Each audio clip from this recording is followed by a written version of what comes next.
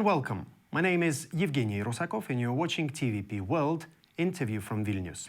The day after tomorrow, we will all step into 2025. However, some of the issues that we had in 2024 will also meet us in 2025. So it is always worth discussing them in hope of not repeating mistakes.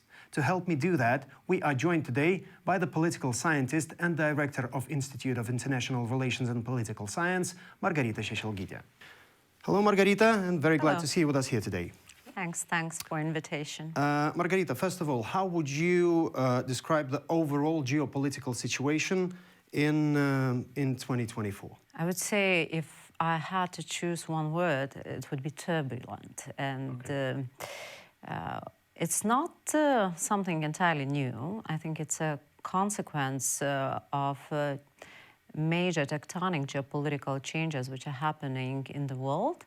There's the shift of power balance more towards the Indo-Pacific country and shift of the global power balance, but also shift of the US attention towards that region. That's one thing. And there is a vacuum of power in the places where previously either the United States or the European countries were quite active geopolitically. It's the Middle East, we see in Eastern Europe, in Caucasus, and when there is a change of the power balance, we see the increasing dynamism of geopolitics and increasing number of conflicts, because there are other powers, the revisionist powers, who want to revenge and who would want to take the place of the withdrawing powers in the world. So what we have been seeing already for several years in Ukraine, in Caucasus, in Middle East, I think that this year we are seeing the continuation of these processes. Plus, the last year was a very exceptional year because we had a lot of elections in a number of countries in Europe, but not only in Europe, for instance, That's India, right. other countries. So that added to this dynamism and the volatility of the geopolitical events. Okay, Lithuania's role, how big was it when we talk about those global geopolitical processes? I would say two things. One thing is that we, as a small country, were always aiming to jump a bit ahead of our capabilities, and our value-based policy pivot towards Indo-Pacific was visible in the world. Plus, our very active support for Ukraine also was visible, in particular in Europe and in countries like Ukraine. So we were quite active. And that activism, I would say, was bringing bearing some fruits for us. So that's one thing. Another thing is that as a big part of the world, we were also experiencing three elections: presidential, European Parliament, and parliamentary elections. That's right. So we had a sort of a change of the political scenery internally. There are some challenges related to that, but I would say in the areas of foreign and security policy, which are extremely important for us, I think that we managed to retain certain level of stability, and that's very good. What's your take on this recent Fico's visit to Moscow and his meeting with Putin? And how good does all that look for the EU? The EU had Orban for a long time, so... And still has. And still has. And we all knew that, we all know that Orban is a veto player, is a destructive player, and his power resides in this destructiveness of his actions, because then he can get some reconciliations, he can get, some subsidies, he can get unfreezing of the assets which were frozen by the European Union. So sort of it's not unknown behavior for the European Union, what Fico is doing. It's not something new. It's not something new. It's similar to Orban, and it's a very similar agenda: cheap energy prices to keep the sufficient level of support of the society for the existing regime. Although it's corrupt, it's inefficient, but when you bribe the part of the society, you can stay in power for longer without society starting asking questions. Here's the question then. What shall we see in 2025 if it all continues that way? I would say the continuation of the turbulence, and I don't think that 2025 will be more calmer. But there are two sort of trends. One trend that we see increasing number of conflicts. We see the sort of a strengthening of autocracies. But on the other hand, you know, that's on the surface, because one of the signals was the fall of the Assad regime in Syria. So we can see that, you know, all these autocracies, we don't see what's happening inside. And support is very weak. So one day they seem very strong, but the other day they can fall. So that is sort of an optimistic sign. But the problem is that when those countries become very weak, they become a sources of danger in themselves. Various terrorist groups which feel the vacuum of power in those countries. Other countries which have big appetite for power and one would like to try to, you know, become some kind of influencers of those countries. So the weaknesses of authoritarian regimes might become a challenge, and we have to follow. It's not bad in itself, but the consequences might be quite bad. That's one thing. Another thing, which is we already began to feel it, it's a change of the administration in the United States. We will come back to that. We will come back to that. First, I'd like to talk about those countries that you've already mentioned. So among those is China. And here's the question, that since the 24th of February 2022, we've heard loads of talks about China and Taiwan and the possible military conflict between those two. But somehow all these talks have died down. And still, I think the topic is really relevant in 2024 and in 2025.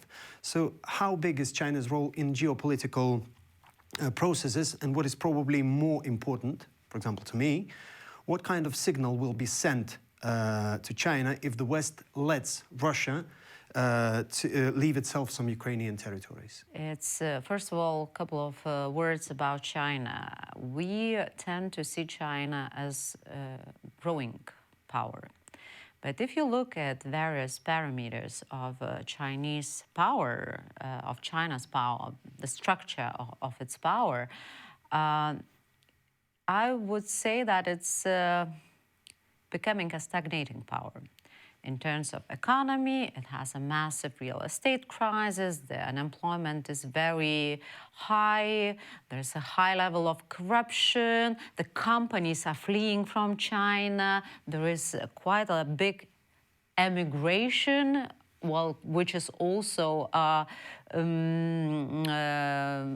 supported, not supported probably, but well, another trend is the aging society. So it's, the population of China is shrinking, and it's shrinking very fast. So all these parameters lead us to the conclusion that China is not the growing power any longer. However, as I said already before, sometimes powers in stagnation or powers that are losing their ability to grow, they're becoming even more dangerous. And that is related to the concentration of power, and we can see this in China, and the personality of Xi, that he sees himself as a visionary, and he sends a very clear signal that Taiwan is a part of China, and at some point reunification is inevitable. So that's we have to read these signals and understanding that China is getting weaker, not underestimate these signals. What could push Xi forward, of course, if the West is losing big in Ukraine, that would show that the global power balance is entirely changing, and that's the rule of law, international laws are not applying any longer. You can just ignore them. That literally shows that you can ignore just ignore because them. they are not supported by the Western military power. But I don't think that this is. It is possible that, but I don't think that this is what's going to happen for a number of reasons.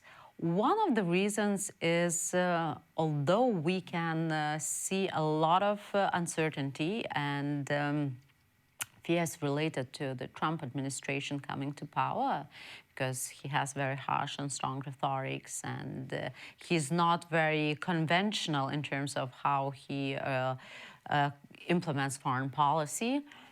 But on the other hand, that's also a bit inconvenient for Chinese regime. To have such an unstable U.S. president. To have such an unstable U.S. president.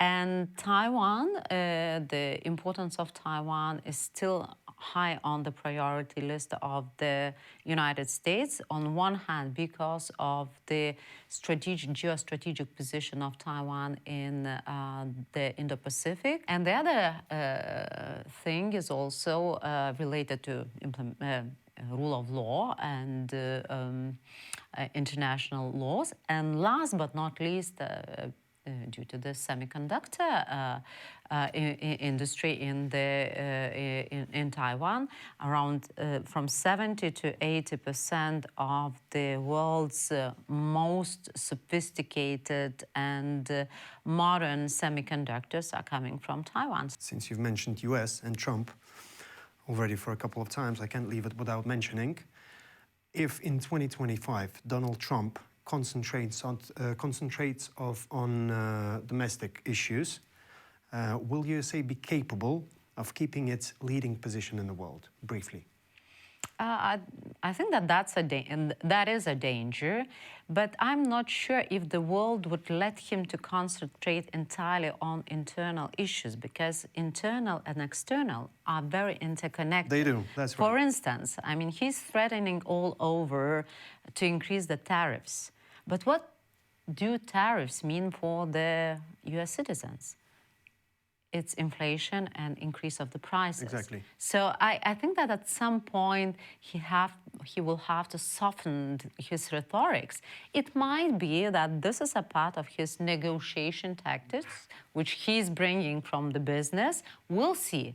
But I don't think that he would be capable of detangling entirely the internal, external issues. And there are a lot of things that he is already talking about the role of the United States. The leaders of the world are coming to talk to him, so it's impossible to detach for the U.S.